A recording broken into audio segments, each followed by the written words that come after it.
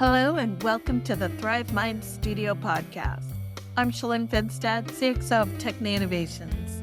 ThriveMind is a space for reflection and care, designed to meet you where you are and support your growth.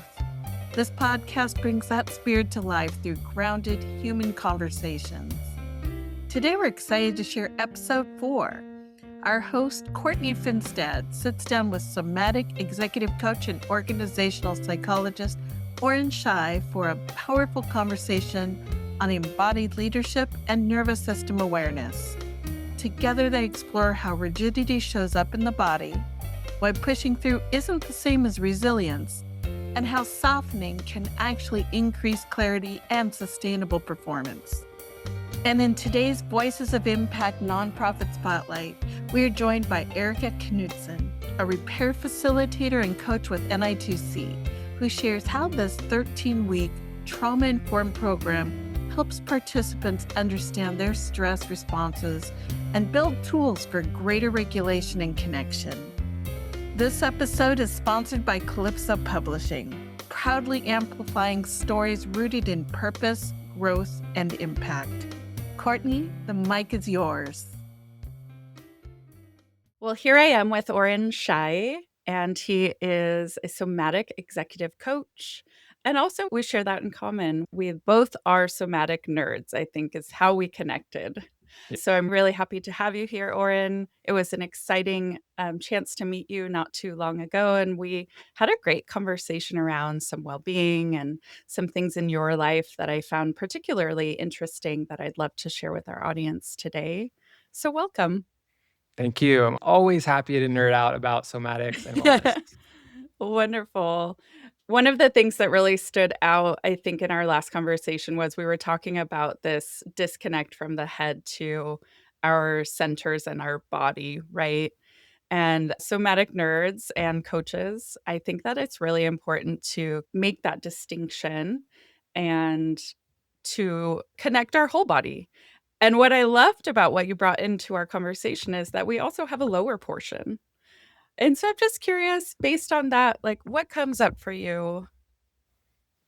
Yeah, I think we were talking a little bit about, there's been this movement from, we realize, especially those of us who are really connected to wellness, want to live well, want to be present with people we care about and the impact and the causes we care about.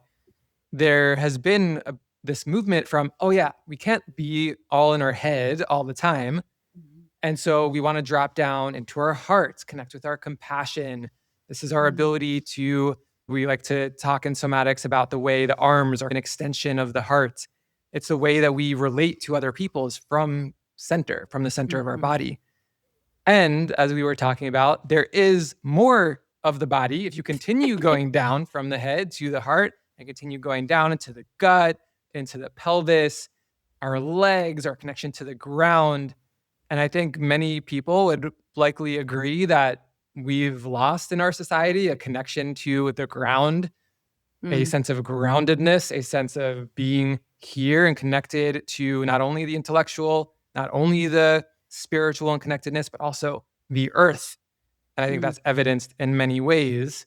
And so this is really, as we talk about diffusing our attention and our intelligence throughout the body, asking ourselves the question, what does it look like to move from my connection to the ground, from my hips, from my heart, from my head, and developing that discernment?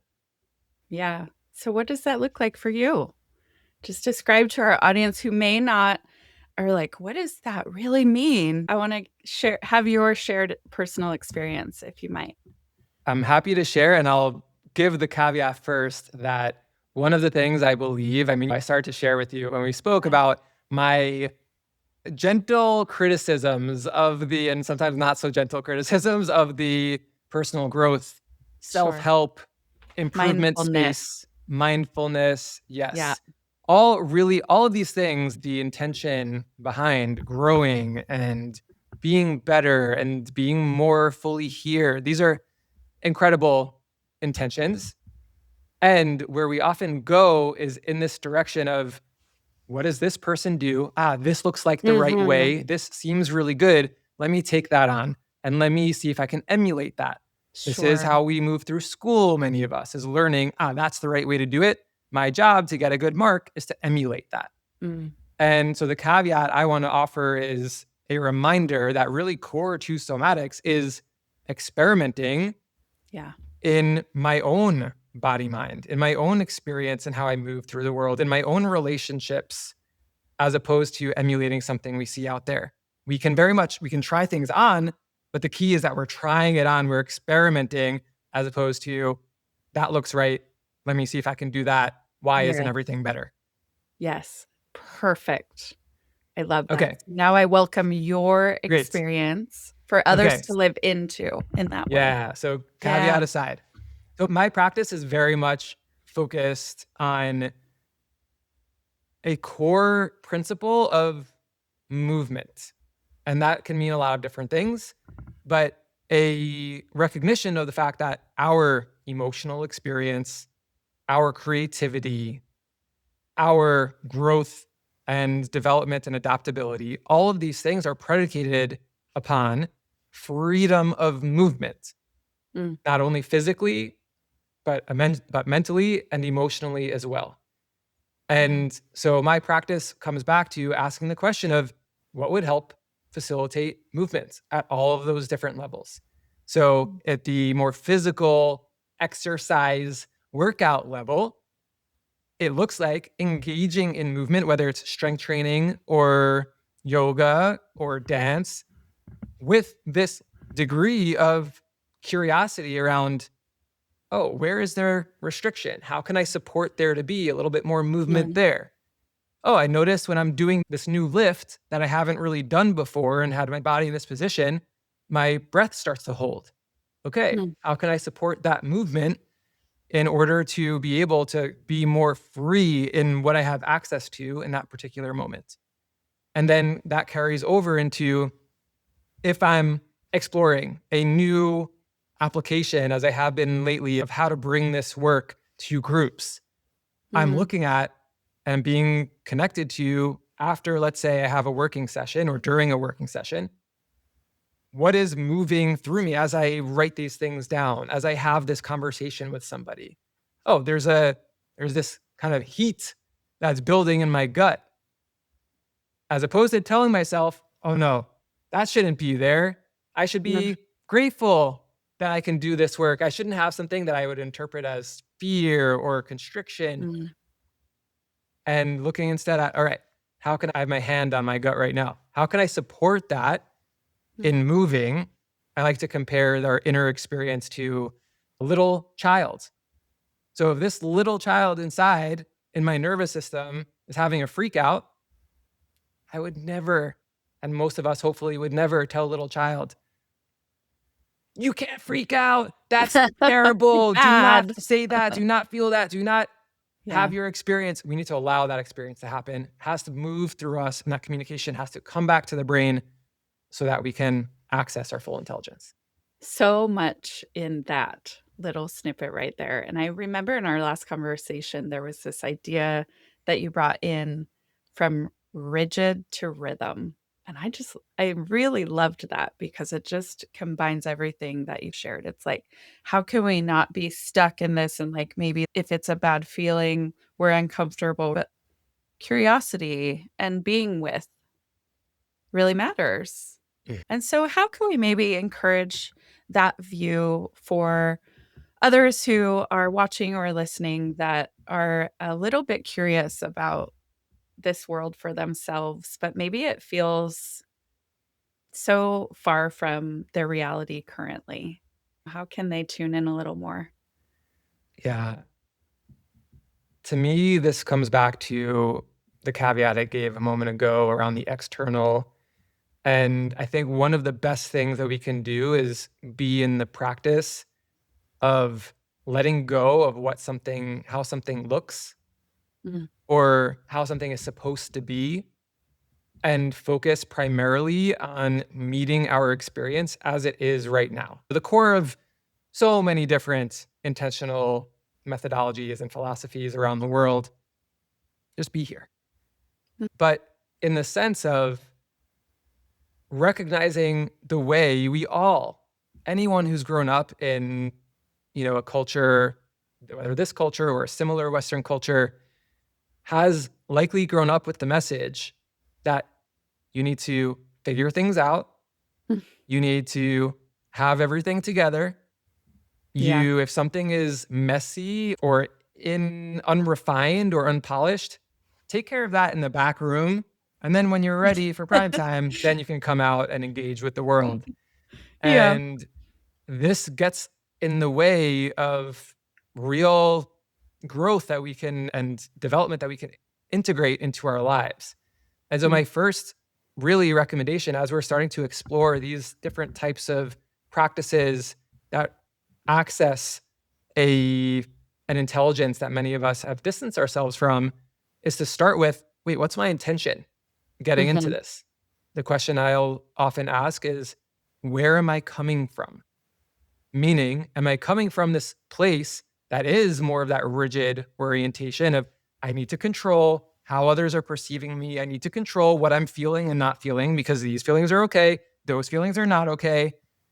Yeah. And instead, practice, what would it be like if as I felt this heat rise up within me, as I felt this activation where I'm frustrated about something this person did, what if I let myself be frustrated? What if I not only let myself be frustrated, but I breathed into that frustration in my body like I'm oxygenating a fire and allowed myself to have that experience? Yeah, totally.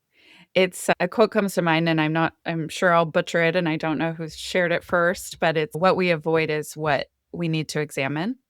And it's like, we all have these distractions and different coping mechanisms. And it's just because it feels uncomfortable, right? And if we can just be with what's uncomfortable for a moment and allow space for curiosity. And I love your take on just treat it like your inner child or a little child, whatever that might be, and nurture that. What do you need right now in this moment?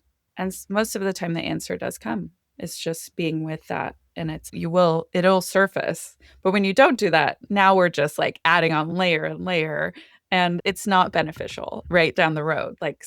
Most of that reactivity will come out sideways later on, and you won't know where it's coming from because you didn't process through it. And so it'll find its way out. It'll One find way its or way out. another. Yeah, It'll find its way out. I like to say, we're either exploding or we're imploding, but that energy is going somewhere. So either it starts to hurt us from the inside out, or it comes out, our go-to is hurting others or damaging relationships. But one way or another, that energy is going to go somewhere and cause some damage if we don't own it and come into a relationship with it. But there's something you spoke about, the way we all have these different ways that we distract or avoid. And I want to name, first of all, that's normal. Yeah, it's totally normal. Discomfort avoidance is wired into us. Yeah.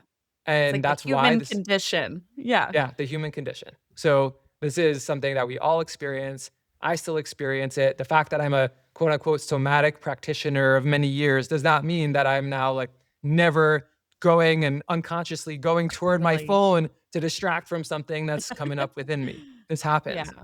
This is why the practice is ongoing. But there's something really critical that I think is missed in much of this conversation as the body and the nervous system is having a moment. And now there are Instagram reels about supporting things and moving through your body, utilizing the nervous system. And that it builds upon this notion of where am I coming from, where there's much as this appreciation for the body is becoming more widely understood and widely held. I will often see, even in the professional somatics and embodiment world, there will be this, you need to feel this in order to feel better. You need to own this in order to get that clarity. You need to do this thing. This is the price that you pay in order to feel better, in order to get what you want.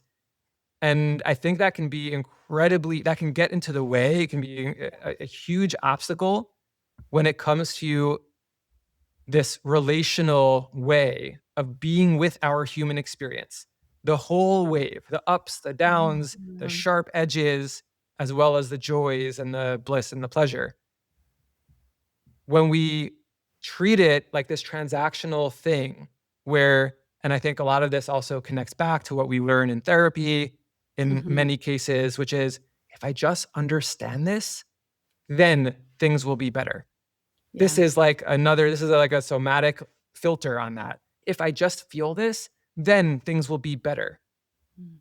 But it's not that. This is not a transaction that we're making with some universal force to like almost like to pay our dues as humans. This Sure. is what being a human being Mhm. is, being in this whole experience. And the sooner we allow ourselves to entertain that possibility, oh, I'm not actually messed up.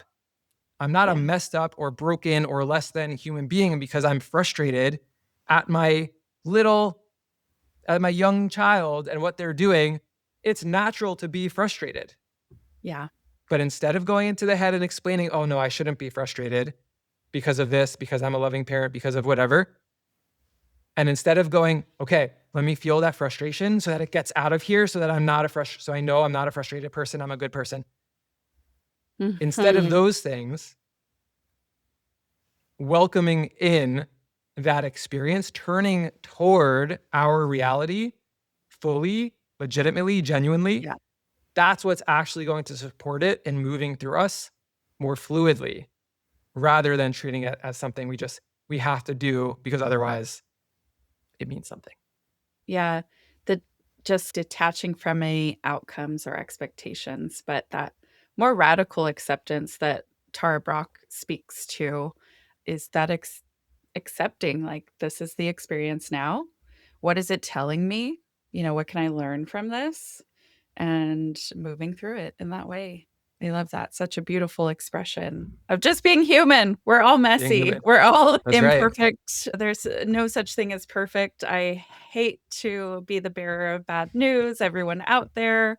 There's also, in my eyes, no such thing as failure. You just begin, you learn, you begin again, right? Mhm. So we're working on this launch of the ThriveMind app, which is bringing in a lot of more of that self-reflection, a space for journaling, whether spoken or written, also some different practices and meditation and mindfulness. And I know you aren't a huge fan of the term mindfulness. And I would love to speak to that because I think it was so great in how you described it. But I'm curious, as we talk, like, what have been the most supportive tools that you've used on your journey to help you deepen this experience with yourself, this like fellowship? There are a few things I can share there. I'll also say, if we want to get into the mindfulness conversation, Yeah, I do want to say I'm not I think against mindfulness, no, no, I how know the term can Yeah, sometimes be interpreted and applied, but we can go there if you like. But absolutely. to start with, what support, I mean, this is something that is always like the practice is always here, Mm, meaning I can give the names of different books. I'm often asked for book recommendations. I can give the names of some teachers I have deep respect for and I learn a lot from. I can give the names of workshops, of modalities, of all these mm, different things. yeah. And my preference is to speak to the way that we approach any of these things, any of these resources or mentors or teachers or modalities, and focusing on how we are engaging in those things. So you can likely tell this is a theme in some of what we've been talking about today, because this is what I see over and over again. I'm working with incredibly brilliant, high achieving people who have Mhm. done and are doing incredible things in their lives and have learned, as many of us have, what is rewarded. Right. Knowing what you're doing is rewarded. Mm, Having the answers is rewarded. In order to engage in this work in a way that I personally believe to be authentic, it involves exploring that lens that we've learned to come to life with mm, and looking at what happens if we start to loosen the grip, if we start to release some of the tension in the body and in the mind, and noticing what that kicks up for you.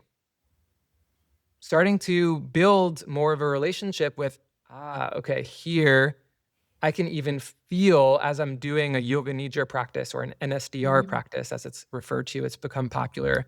Yeah. As I'm doing this relaxation practice, I can feel the way that my mind is resisting letting go as I diffuse my awareness into the body. Great. Yeah. That's what we want to bring to everything that we're doing, whether it's a physical practice, a mental practice, an emotional practice, or the reality, which is all of these practices are all of these things. Yeah. Oh my gosh. Yes, to all of that. As a yin instructor primarily, I've seen so many uncomfortable moments and experienced them myself where it's like, sometimes the physical body even comes in and now let's get out of this right now, right now. And you're like, stay with it. And then that changes it immediately. It's what's here. Yeah. And yoga nidra is lovely, just like that. Yeah. There's something that you just led me to think of that is one of those really subtle, nuanced, but also really powerful frame shifts, which is you mentioned just stay with it. Like just stay with the discomfort. And what I've learned is there are different ways of staying with it. Yeah. One, going back to that notion of where am I coming from? And this is something I'm sure as a teacher, you can feel, you can see a difference when somebody is staying with it as I have to stay with it. This is the way to do it. Exactly. Yeah. Brute force my way through it. I'm just going to hold on. Yeah. My breath might be a little shallow, but that's okay. I'll get through this. A couple more minutes. Yeah. So different. Even as I say that, I feel the... Yeah, I do too. Like this, I got to get through this because I have to, because otherwise I won't do it and I won't feel worthy or something there. I won't be relaxing. Yeah. Yeah. I wouldn't have accomplished something. Yes. And this is the time that I have to relax. So I better make use of this time to relax. All these kinds of things. So, and we joke about this because it is funny that I find this funny when I notice this within myself. And I still notice many of these patterns within myself. And you just have to laugh about it because it's really so interesting how creative and sneaky our unconscious can be to hold on to its previous conditioning. So anyway, that's one way of approaching the yin, that let me relax, let me give myself an opportunity to drop in, have some more space. But then there's another way, which is as opposed to trying to hold on as I'm going through bracing, as I'm going through something difficult, to try on, how can I soften around this? Yeah. Where can I, even if it's just the slightest bit, can I soften my eyes, the muscles around my eyes? Can I let the tongue fall from the roof of the mouth? Can I let my glutes unclench just a little bit? Yeah. Some people, I have some clients, their tell is their feet. As they're starting to feel more and more charge is trying to move throughout the body, the feet clench. Yeah. The toes curl. Other people, it's the hands. Other people, it's a turning inward of the shoulders, a closing in.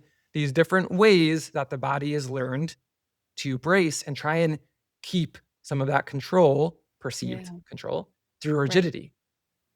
So if we can be in the practice of softening around discomfort, ideally not in super intense discomfort to start, starting in a more accessible yin yoga pose, a 5-minute meditation or NSDR, and seeing what we can soften and noticing what that brings about in the body. Yeah. So you may not know this, but my word of the year, my guiding word is soften, to soften. Look at that. And it's such a reminder of all of these, not to be hard on oneself and another, and also just like, how do we soften the hard edges of life and just every moment that we experience is like, how can we soften? Oh, I'm going to look outside and just take it in for a moment and use the five senses. And all of these things are so necessary in our practices as humans with the human condition, with these impulses to reach for something else in the moment of discomfort. And I don't want to discount those who do have had traumatic experiences, because I think the approach is different. And as a trauma-informed yoga instructor and coach, it is important to name that. So I'm just going to name that. Yes. Being with is more challenging and can be for those who have PTSD, and otherwise it can be scary. So I just wanted to name that here in this space. But yeah, don't force it, guys. Like, nothing good comes from forcing your way through things. When did we, come up with this life has to be hard thing? It doesn't have to be so hard. Don't make it so hard on yourselves. Things that come easy are sometimes the thing. Like, if it comes with ease, just allow your body to feel into ease for a moment, right? It's, oh, what a relief. So how do we create more moments of ease and softness? Even just now, let's experiment with our audience. I think it'd be fun, like, to go through just a quick little noticing of the face. And I'm wondering if you'd like to guide that and just a softening for just a few moments. Are you Sure. game? I'm Okay. game. Yeah. I think to start too, as we intend to bring the awareness more into the body, one thing that can be nice is to just feel the ground for a second here. Maybe feel the feet touching the ground, or feel the seat beneath you. It's always a nice way to bring about a sense of safety that can support this dropping into the body. And really keeping it very simple. I think even before noticing what's going on in the face, let's start to engage with a conversation. You engage in a conversation with the face by moving the face a bit, and really gently.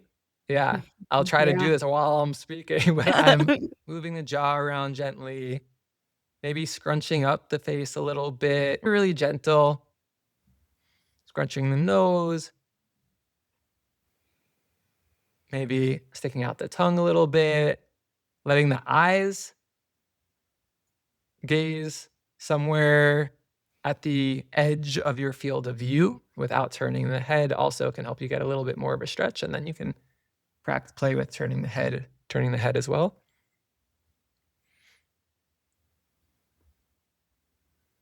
But as we do this, and you can bring the movement down until the face is still again. And as we do this, what else comes online in terms of the communication from the face? Say if we can explore, what else can I sense is being communicated from the muscles in the face? Oh, there's some tension in the jaw that I wasn't aware of before. Maybe there's a softness around the mouth or a heat on the cheeks. But these kinds of really simple ways that the body communicates through sensation, just slowing down enough to enter into that conversation, is really the core of what this kind of thing is all about. Yeah. I felt the cheekiness. My cheeks were cheeky. Cheeks were cheeky.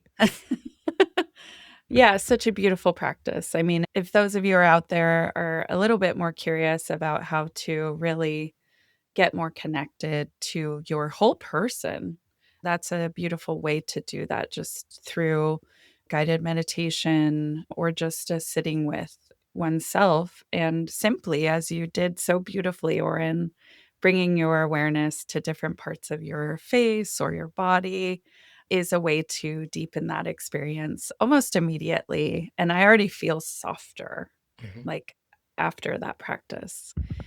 So Yeah. thank you for sharing that with us. It's so beautiful when we can slow down, like you said.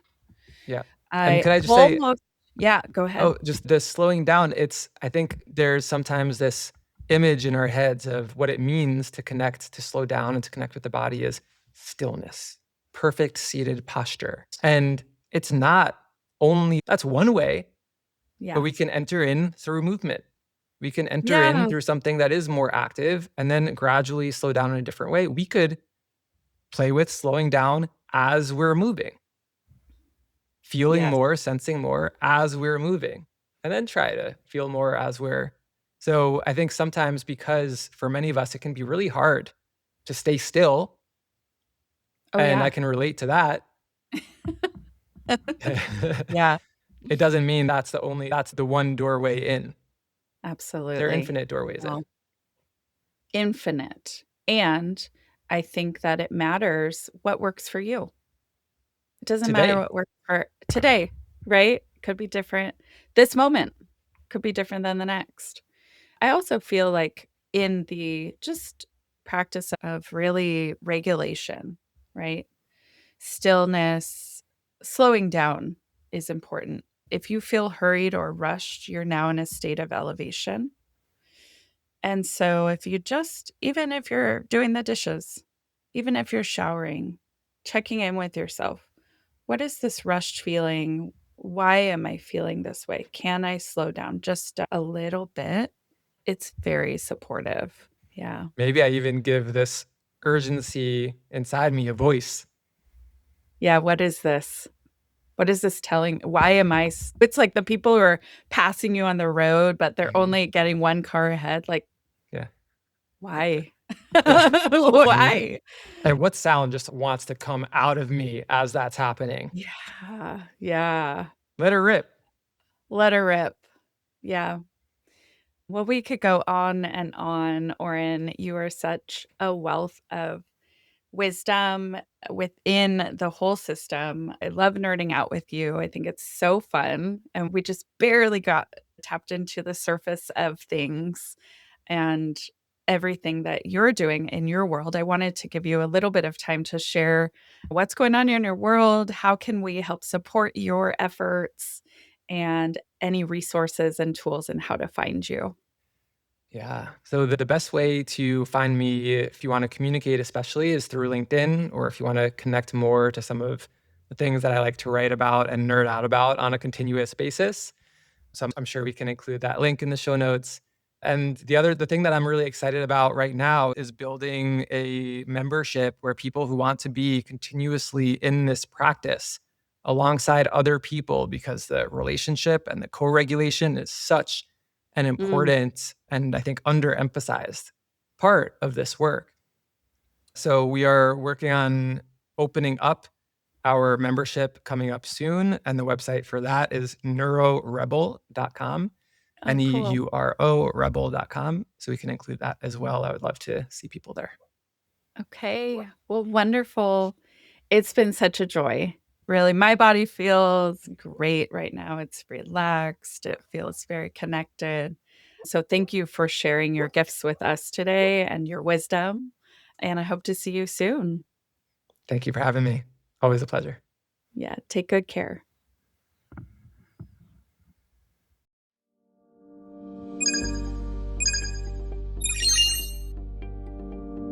Our Voices of Impact nonprofit spotlight is honored to highlight the repair program through Nested Integral Coaching Constellation and the critical need for trauma-informed peer support in our communities.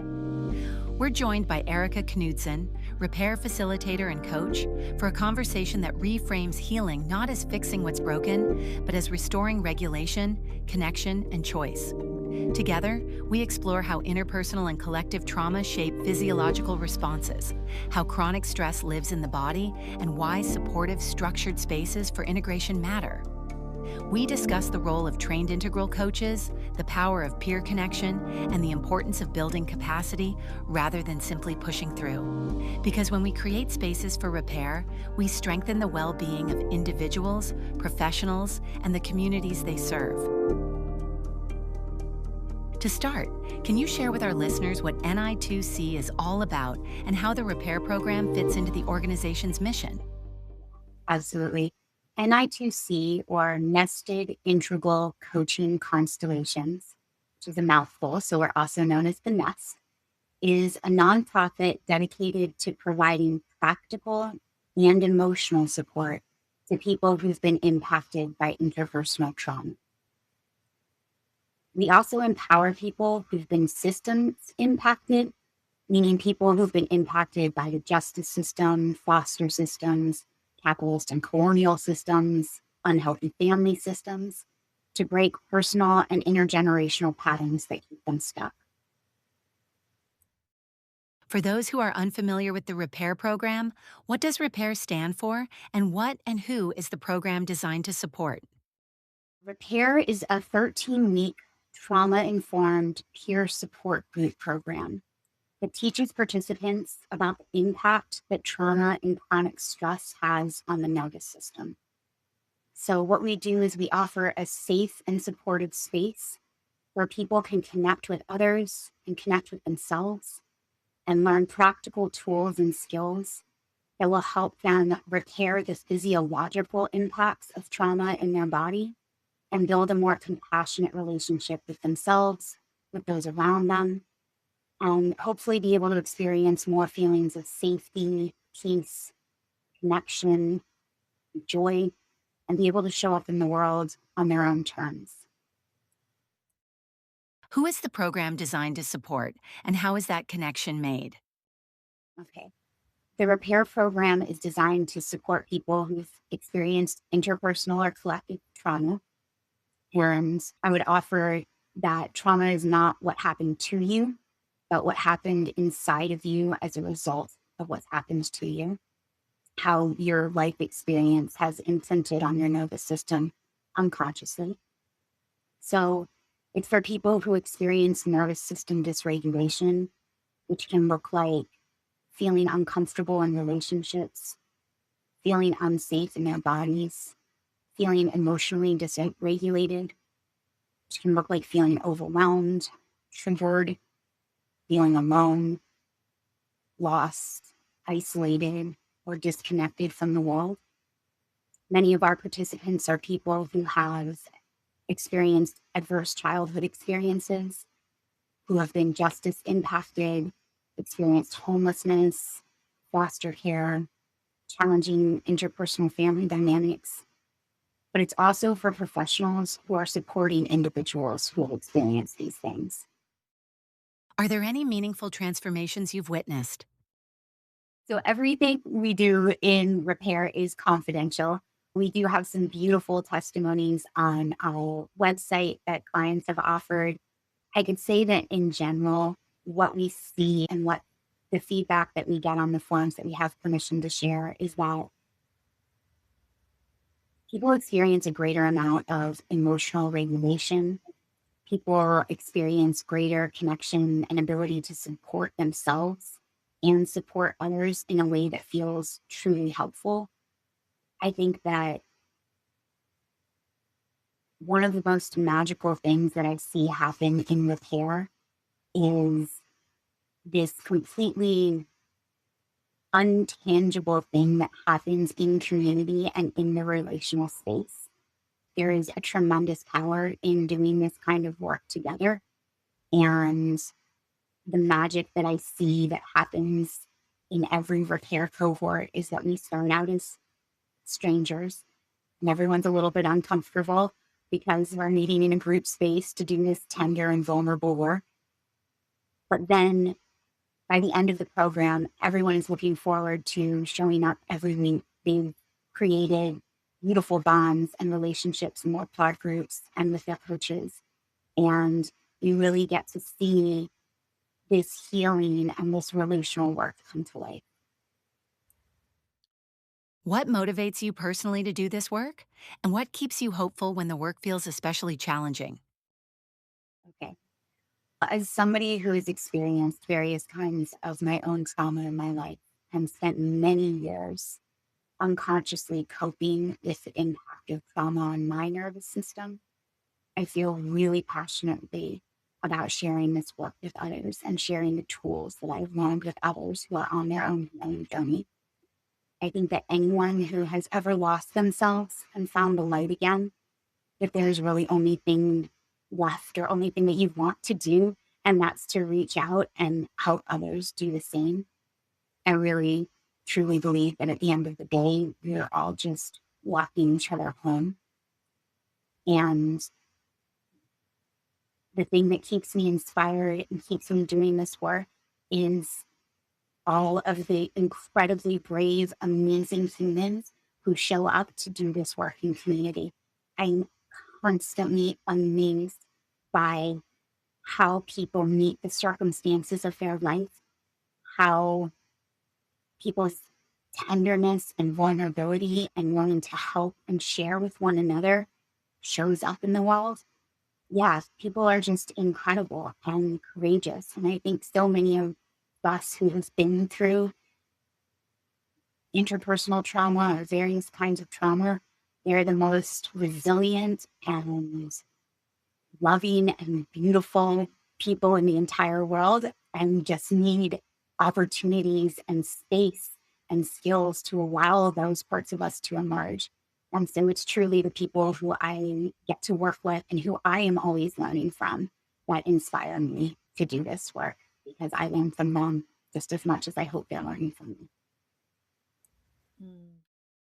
How can individuals, organizations, or listeners support the Repair program, whether through involvement, advocacy, or other ways? Yeah, thank you. We are a small startup nonprofit that began in 2023 by a beautiful soul, Jen Evans, with a beautiful vision of how to create a program where these integral coaching methodologies, this nervous system education could be made accessible to everyone. So we really want to get the word out. If you know someone who you think might benefit from this program, please come and check us out at NI2C.org. We are recruiting for our spring repair program that starts on March 17th right now. And we offer scholarships and sliding scale so it can be accessible to everyone. That being said, also, we are a small startup nonprofit, and we are almost entirely grant funded and donation based. And so if you resonate with what I'm saying and you believe in the power of this work and you have the means, please make a donation. We want to be able to make this work accessible to everyone, especially those who don't have the financial means to access traditional forms of therapy and one-on-one coaching. And any financial support enables us to offer this repair program for free and make it accessible to those who need it most. And yeah, we just really appreciate the generous support of anyone who is able to, and also just getting the word out. We have a ton of resources on our website. We have a robust internship program. We have peer navigators who are there to help people who are navigating, emerging from the justice system, to help people get their feet on the ground. So yeah, please check us out. Thank you, Erika, for joining us and sharing the heart behind the NI2C REPAIR program mission. Scan the QR code to find out how you can help make a difference. Thank you for spending this time with us on the ThriveMind Studio Podcast. We're deeply grateful to our guests for sharing their voices and lived experience, and to our host, Courtney Finstad, for holding space with such care and presence. This episode is sponsored by Calypso Publishing and proudly produced by Techna Innovations. The ThriveMind app is now available for download on both iOS and Android platforms. And wherever you are on your journey, we hope this conversation meets you right where you are.